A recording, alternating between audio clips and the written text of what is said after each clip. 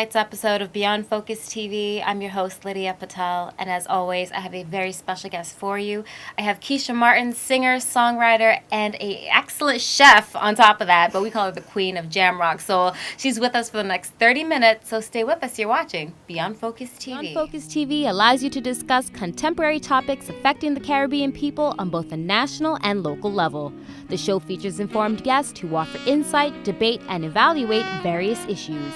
Beyond Focus TV builds on the station's mission to provide useful information to the Caribbean people in New York and abroad.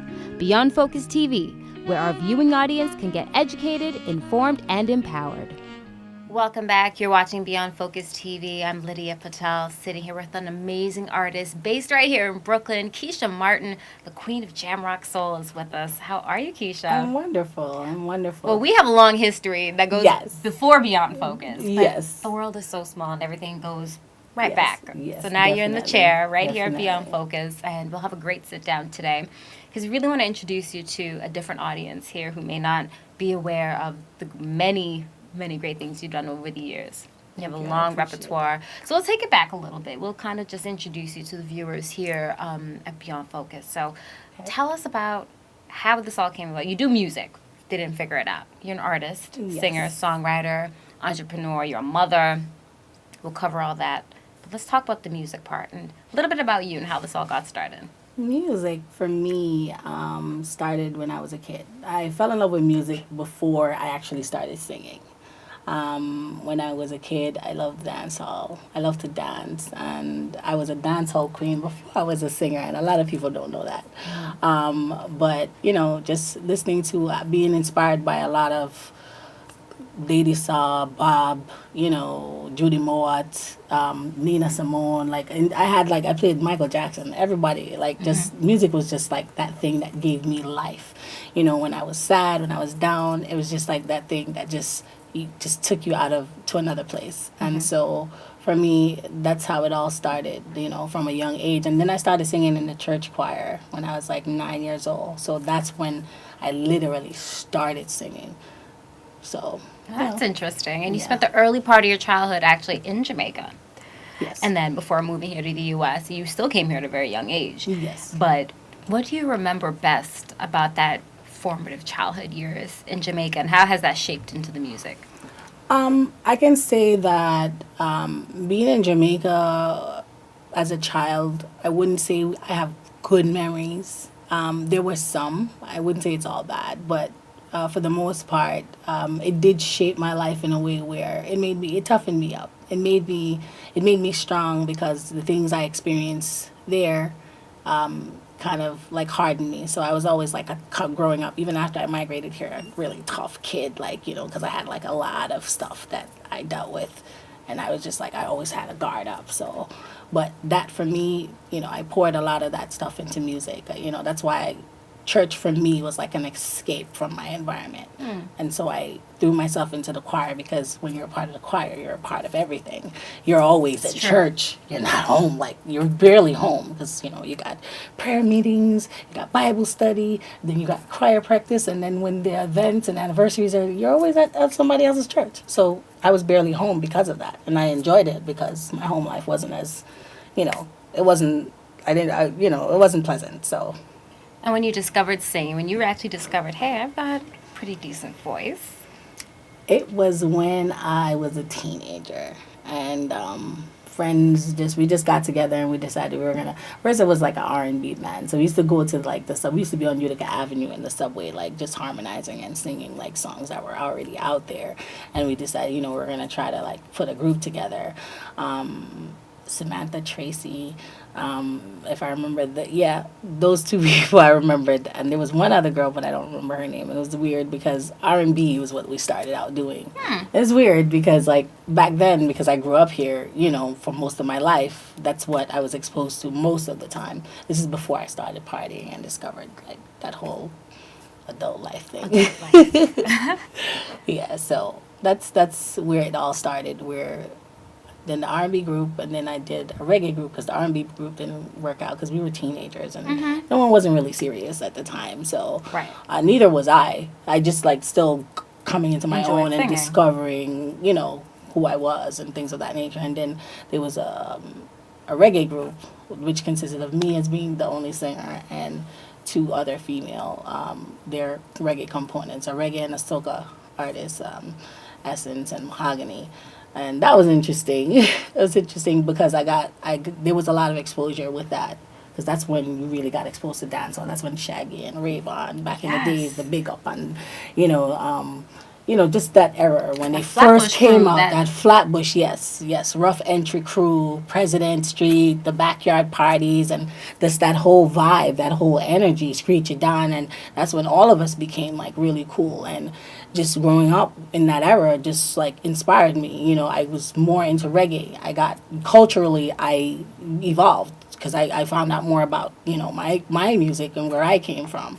So it shaped me, and then that didn't work out. So I decided to go solo, going on my own. I started writing more, I started doing stuff on my own, and eventually, you grow. You do grow, and I think what's interesting is a lot of times, especially looking back, there's so many. I think there's just a huge population of Jamaicans who came here as children. Yep. And if you look, most of that Flatbush crew, that's their exact scenario. They came here between 6 and 10 years old. By 10, you was in America. Yes. Yes. And there is hundreds of them who are here, and a lot, Shaggy and stuff, like a lot of people. And so many of them made it. Yes. But they had their origins, back home. Yep. Came here doing music, early 90s pop. Yeah. And so much y'all are doing music. Yep. And that's something nice to look back on, because that could be a documentary on its own. Yes. When you actually study that and see how it all came and how it evolved into that. Absolutely. It really is nice.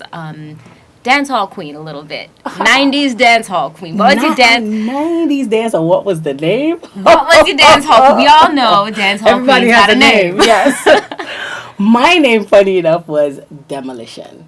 Demolition Woman. That was my name. You can't find it because everything is different now. But I love dancing as much as I love singing. But and people don't get the cultural aspect of dancing and how it ties into music.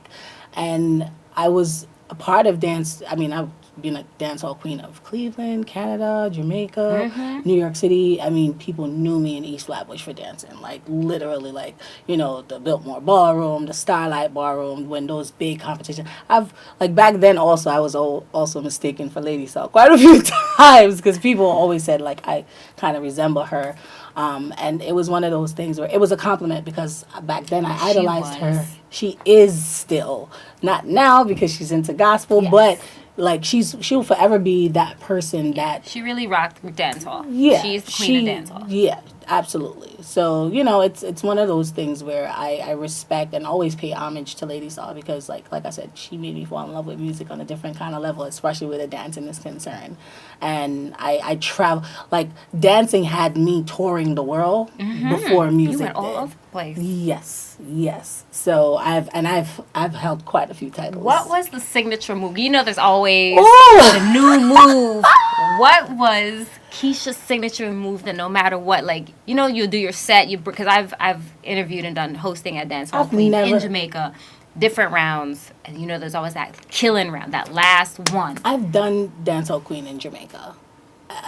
In 2003, I actually was a part of that competition, wickedly enough, because that's me after my kids, and you never think, but that's how much I loved it, and I really, someone sent the promoter, Big Head, to look for me. It was you know what? He was scouting dancers, and I was yo, you should get, because they knew that I still loved it. I still do. I still do what? Hold that thought. We're going to take a quick break. We'll be right back. I want to come back with a full segment just on that. Stay with us. You're watching Beyond Focus TV.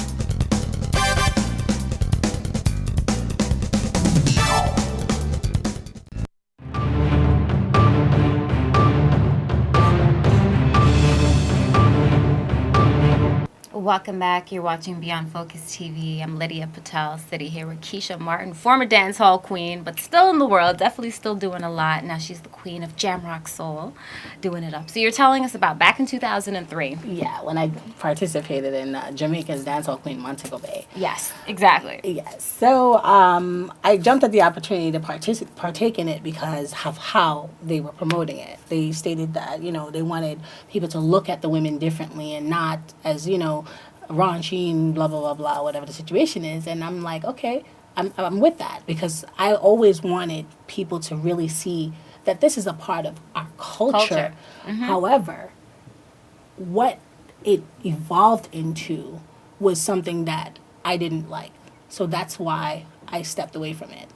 And it kind of was a turnoff when I saw Big Head in an interview. Mind you, this is the year that MTV was there. This was the year that so many, he always has great publicity. Yeah. Started shining light on it. Yeah, but you can't say you want people to look at it differently and then you go in an interview as a promoter and say, well, these women may not be the most educated, because at the time I was going to college. And at the time, I know so many women who he flew in from overseas that were college students. Mm-hmm. So you can't say they may not, because you're summing us up in one category to say that we're not educated. That doesn't make any sense when you are the one who came to another country to recruit us when we weren't even dancers when you recruited us. It was kind of, and it was a turnoff. So that's why, in the first, I think it's even the first or the second round, you can probably find the footage. I didn't really dance. I purposely didn't dance because me standing on stage with a bunch of half naked women, that's not dancing. Acrobats and dancing is two different things. Me a bubbler, me a dancer. It's a different thing. The movement and the body, if you look at African culture, and that's what we are, and that's who we are, and how the movement is, it is similar, and that's what a lot of these dances and moves derive from. And this was a part of our culture many, many moons ago, many years, hundreds of years ago. Very similar to how I always tell people, I whine, I don't twerk. There's exactly. But see, they take our thing, and we'll go to something else. I'll talk about something else later. They take what belongs to us and they change the name.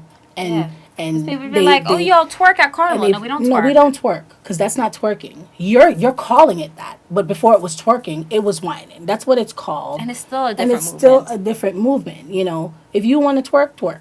I don't twerk. Me a bubbler. Me a dancer. There's a difference. There's dancing. There's whining. There's levels to it. So... all evolving from the African movement. Yeah, absolutely. Which is great, and it has a cultural meaning to it. Exactly, and that's the thing. People strip that down, and I hate the fact that they do not highlight that aspect of it. That it doesn't, it's so They're much. judging criteria, and I haven't been to Jamaica to judge, well, not judge Dancehall Queen, but be a part of it in the sense where I've been hired to do backstage interviews and really do a whole, since 2010, that was my last time. Yeah. Because it's really just, the whole competition itself has just not been I feel like after so many years, it would have evolved into something much better and a better structure. And for me, and not just look like something someone is trying to make money off of, and that's it. Because it's not about the women. And I don't like the fact that it's not about the women, but the women need to make it about them. And if you don't protest and you don't have a voice, then guess what? It's going to continue being that. And whoever's participating, I'm proud to say I've been a dancehall queen and I've held titles and I've kept my clothes on. So there's a difference. Yeah, there's a big difference. And I'm one of the, if people ask about demolition on, I'm one of the most respected dancers. And I love the fact that when people say that about me, they can definitely, there's a level of respect that comes with it. And I left the business and I left the dancing that way. And that's my legacy where that's concerned.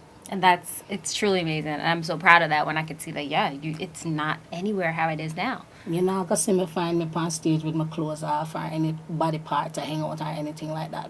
And that's why I left it. I don't want to be... The standard has become to that. Because now if you're not wearing pom-pom shorts and cut up everything and little something. Or anything now showing off your drop out of your clothes and whatever the case is. It's becoming... And then it's this acrobatics and thing. It's not about that. Gymnastics are gymnastic. Dancing are dancing. That's what I say. I don't knock what people are doing, but you have to make it. And then the judging. Come on. Be realistic. What does a doctor know about a dancehall queen? I get the people something.